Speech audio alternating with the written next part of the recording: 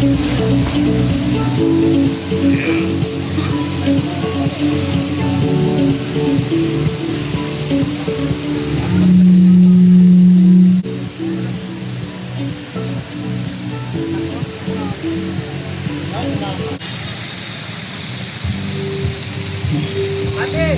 like to acknowledge the arrival of Honorable Mayor Francisco Pisco Moreno Domagoso. Alam mo na ito?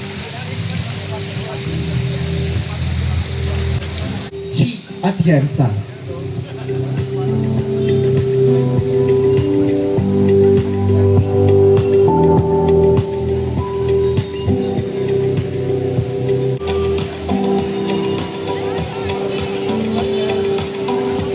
Ladies and gentlemen, please settle down as we are about to begin our program. Thank you. Domagoso.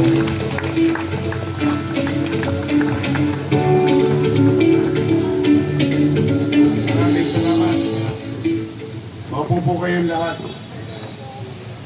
Sa amin pong minamahal na sekretaryo ng bansa ay malapit na malapit sa puso ng mga taga Maynila. Secretary, mas kilala namin siya Mitch, no? Juan Miguel Cuna. Para po sa mga nandito, malamang meron din taga 5th District dito. Si Secretary Mitch Cuna ay member of the City Council of Manila. Nakasama namin siya noong bata pa kami ni Letlet. Bata pa kami ni Letlet kasi konti na lang yung buhok namin. Kaya kami pabata. But we're very proud of you, Secretary. We believe in you. I know you can do better in that office, leading the entire office that protects the environment. Now, today, we're going to witness the extraordinary effort of the good secretary and the members of the EMB and all other undersecretaries and assistant secretaries of the department. Malugod namin silang tinatanggap, tayong mga taga Maynila, lalo na. As you can see, makikita ninyo sa paligid, unti-unting nagiging agresibo muli ang mga namumuhunan sa lungsod. Sila'y unti-unti na muling bumabalik upang i-develop ang kanilang mga pagmamayari. Sa pagkakataong ito ay maraming kakailanganin na dapat tukdin ang mga negosyante sa mga regulasyon ng ating pamahalaan. At dalawang uri, nasyonal at lokal. Kaya kami nalulugod kay Secretary Cuna, binaligtad niya rin ang pamahalaan. Hindi na tao ang naghahanap sa pamahalaan. Ang pamahalaan ibinababa mismo malapit sa tao. Reachable, the national office, the Department of Environment and Natural Resources.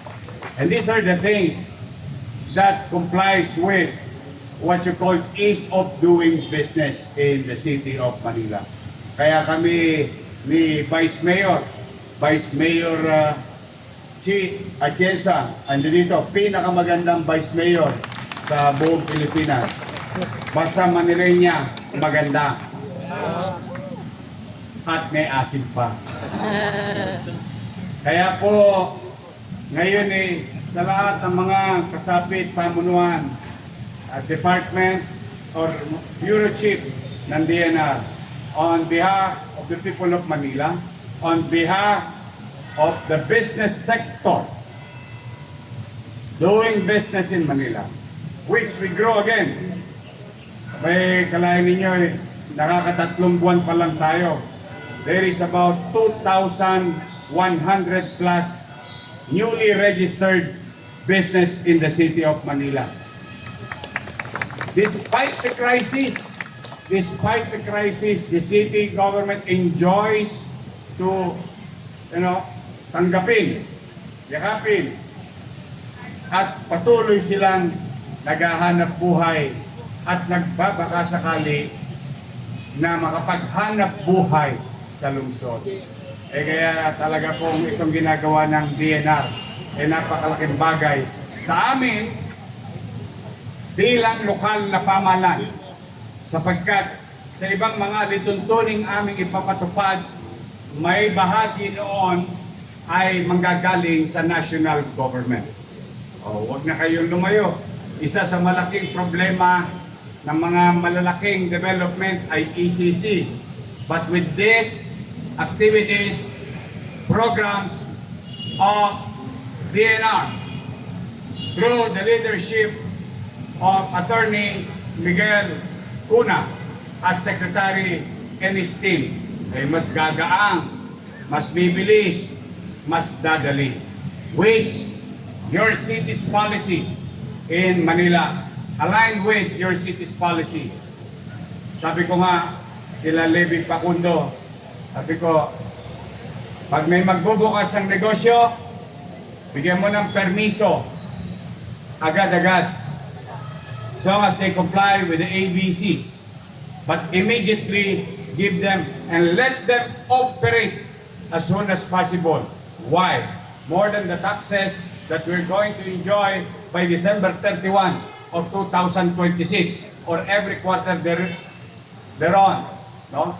Ay yung oportunidad na mga nasa paligid dito, na mga taga-lungsod ng Maynila na makapagtrabaho. Because our direction, our investment in the city of Manila focus on, when we utilize our local resources, is to focus on MBN, minimum basic needs, housing, education, healthcare, and jobs. Jobs, jobs, jobs. Kapag may trabaho, magaang ang takbo ng pamilyang Manileño. Pag may trabaho, halos lahat ay mawawala po. Hindi na po natin kailangan ng pulis sa kalsada dahil papayapa ang pamayanan. Kapag may kapanatagan, kasiguruhan sa pangitain ang bawat individual, mas papayapa, mas tatatag, mas tatahimik ang bawat komunidad. So that's why we continue to focus on MPN. Maliit man ang ating resources, but we will, the people of Manila listening here, will continue to utilize it. Big chunk of that little resources will focus on MBN. So muli ay malugod namin kayo mga taga-DNR na tinatanggap dito sa lungsod ng Maynila. Sabi nga namin, welcome po kayo sa lungsod ng Maynila. So muli sa inyo lahat, Secretary Mitch Cuna, on behalf of the people of Manila, thank you. Thank you for giving special attention to the capital of the country, to the city of Manila, to your hometown. Our hometown. Sabi nga natin, whether you're Manilans or not, most likely, it is your Manila. Manila, my Manila. Magandang umaga. Pagpalain naman kayo ng Pong Magkapal. Manila! God first. Thank you. All right, thank you so much. Introduce the Secretary of the Department of Environment and Natural Resources. A round of applause, please, to Attorney Juan Miguel T. Cuna. Thank you. Salamat. Siguro po kayo. Una-una na, kung hindi po ng mga dati niyang kasamahan sa Konseho ng Maynila, si Secretary to the Mayor Letlet Sabgal and myself, Mayor Isko Moreno Dumagoso. Ang dati po naming alaalaga lamang ng dating panahon, ngayon Vice Alcalde na po ng lungsod ng Maynila, Vice Mayor Chichi dati yan, ngayon Chi na lang, Chichi Atienza. Nabanggit ko na kanina, matagal ko na pong kasamahan, ngayon Secretary to the Mayor. Kanyang distrito po ito, ikatlong distrito ng Maynila. Siguro mga naka 8 terms ka ba? 8 term So talagang mahal na mahal ang kanyang distrito at ang lungsod now as a Secretary to the Mayor, Letlet Sagal. Mr. Kenneth Amurao, nagpapasalamat ako sa ating mayor dahil ngayong araw ko lang nalaman na yung dating kilala nating DPS, the Department of Public Services, is now the Department of Environment and Public Services only last January. So, malaking bagay po ito dahil nakikita natin na binibigyan ng lungsod ang kahalagahan ang environmental protection. And I think napakalaking bagay po nito because the local government units for environmental protection will always play a very big part. Binabati rin po natin ang aking mga kasamahan sa DNR. Yusek Mark Fragata, he handles sa operations. So ito po ang malaking task po ito. Buong Pilipinas, kailangan tignan po niya yung operations ng DNR. Assistant Secretary and EMB Director Jackie Cancan. Assistant Director Mavic Yao. Director also of EMB. Para makapag-operate na kaagad ang mga negosyo para magkaroon ng trabaho. I think each and every agency of government, ito po ang dapat end goal at this time. Makatulong sa ekonomiya, magkaroon ng trabaho ang mga tao kaagad. And of course, kami sa DNR, mahalaga rin po sa amin na mas maging compliant yung mga entities, yung mga establishments, proyekto man sa small or medium business po sa gusto namin na alam ng mga tao bakit mahalaga na applyan yung mga clearance and permits from the DNR. And nagbago po ang aming pananaw. Hindi na po naghahabol ng mga violators, hindi po naghahanap ng mga violations. Gusto namin maging magandang partner ng private sector. First, para mag-guide ng mabuti anong mga kailangan ninyo sa DNR. At pangalawa, para maging magandang takbo ninyo. At the same time, you're also protecting the environment. So yun po ang pakay natin. Hindi ko po nasabi sa inyo, hindi lang po natin ginagawa dito sa lungsod ng Maynila. Ginagawa po natin ito in all 17 regions of the country. So right now, simultaneously, ginagawa natin sa lahat ng rehiyon. And we plan to do it monthly. So we will be assessing yung pag-conduct po natin ito today. Sasabit po ng report ang lahat ng mga region sa amin para alam po namin how we can improve, disseminate earlier kung ano ang mga requirements for every permit or clearance that you will apply for. And if you're able to bring it on site, we will push na ma-issue natin on the same day. Ganito po ang kailangan natin gawin. Sa matagal na panahon, nakafocus po ang DNR sa aking obserbasyon. And I'm a credible witness dahil 19 years na po ako dito sa DNR. Nakafocus tayo sa mga proseso. Tumatagal ang mga proseso at hindi makapag-umpisa kaagad ang mga negosyo at hindi nagkakaroon ng hanap buhay kaagad. Ang naging direksyon po natin ngayon ay i-channel natin ang resources and focus natin on enforcement and monitoring. Matias and Regional Director of EMB NCR, Attorney Janice R. Bang.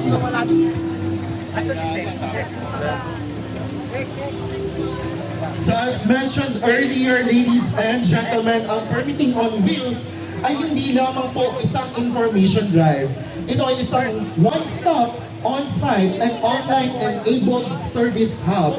Narito po ang ilan sa mga pangunahing serbisyo na maaari ninyong ma-access at o ma-process ngayong araw. Para sa Environmental Management Bureau Services, for air and water quality, maaari po nating maproseso ang inyong permit to operate, air at wastewater discharge permits. For chemicals management, we have small quantity importation clearances and chemical control orders registrations. For environmental impact assessment, on-site assistance for certificates of non-coverage or CNC, For hazardous waste, priority natin ang hazardous waste generator registration certificates at permits to transport. For cross-cutting services, kasama po rito ang Pollution Control Officer Accreditation, self-monitoring reports at compliance monitoring reports. Para sa EMB NCR services naman, Certificate of Non-Coverage, Wastewater Discharge Permit, Permit to Operate, Hazardous Waste Generator ID, Pollution Control Officer Accreditation, at Environmental Compliance Certificate. At for the DNR NCR services, tree cutting permits, permit to purchase chainsaw, chainsaw registration, certificate of wildlife registration, wildlife local transport permit, at wildlife import certification. Sa kabuuan po, meron tayong 14 booths na maaari nating puntahan at para sa mas detalyeng impormasyon sa ating mga booth, narito po ang mga detalye. For booth number 1, Certificate of Conformity, Certificate of Equipment Used for Vehicular Emission Testing, Third-Party Source Emission Testing Firm Accreditation, and Air Quality Management Exhibit. For Exhibit 2, or booth number 2, Environmental Compliance Certificate. Number 3, Chemical Importation Clearances and Registrations. Booth number 4, TSD Facility Registration, Hazardous Waste Transporter Registration Certificate, and E-Waste Collection Bill. For booth number 5, Tree Cutting Permit and Certificate of Wildlife Registration. Number 6, Wildlife Import Permit and Local Transport Permit. Number 7, EMB NCR Legal and Cashier. Number 8, Permit to Operate and Discharge Permit. Habang ang booth number 9 naman, Environmental Compliance Certificate, Certificate of Non-Coverage, and Hazardous Waste Generators ID. Booth number 10, Company Registration System and Pollution Control Officer Accreditation. For booth number 11, Solid Waste Management Exhibit. 12 for National Ecology. Ayan tayo ngayong araw dito sa City of Manila. At gusto lang po natin ulitin na ang launching po ito ay nangyayari din naman po dito sa City of Manila. Ito po ay sabayang isinasagawa sa 17 regional offices ng bansa. So sa lahat po, sa lahat ng mga tulong sa ating Facebook page, Facebook live right now, tama? So lahat ay po tayo ngayon sa ating official Facebook page ng DNR. It's Department of Environment and Natural Resources. So please watch and get all the details there para mas maalam po tayo pagdating sa iba't ibang serbisyo na ino-offer ng DNR at EMB. Alright? So right now, still ongoing ang walkthrough headed by our DNR Secretary Juan Miguel T. Cuna together with Honorable Mayor of the City Government of Manila, Yorme Isko Moreno Dumagoso. So ladies and gentlemen, don't forget the details of our booths number 1. So lahat po ng hinahanap natin permit na Pwede mag-donate ng cellphone. sa iba't ibang mga number ay sa iba't ibang numbers sa ating Electronic waste. program area. So let's reiterate block numbers 1 to 12. Number 1, Certificate of Conformity, Certificate of Equipment used for vehicular emission testing, third-party source emission testing and accreditation, and air quality management exhibit. Number 2, Environmental Compliance Certificate. Number 3, Chemical Importation Clearances and Registration. Number 4, TSD Facility Registration. Paano lang natin ang diretso?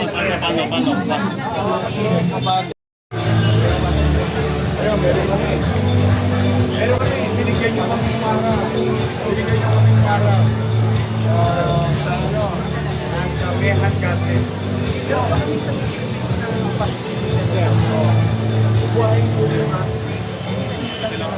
So bago po tayo magtapos sa unang araw ng ating programa, isang malaking pasasalamat po muli sa lungsod ng Maynila sa pangunguna ni Mayor Mayor Scott Moreno Dumagoso para sa inyong mainit na pagtakda. Nais na rin po pagkakataon na magpapatuloy po ang ating DNR Express Permitting Office hanggang bukas dito po sa Plaza San Lorenzo Ruiz para magtuloy-tuloy ang pagproseso ng inyong applications. And right now po, inagawa namin ulit kayo lahat ng please like, follow and share ang official Facebook page ng Department of Environment and Natural Resources together with the official Facebook pages of the DNR and EMB regional offices. Once again, ladies and gentlemen, this is your government bringing services closer, faster, and smarter through digital innovation. This has been your host, Arizona Amat from the DNR National Capital Region. Muli, isang mga ang ating pong permitting on wheels ay fully supported by our online systems. This means mas mabilis, mas transparent, at mas accessible ang proseso, bringing digital governance in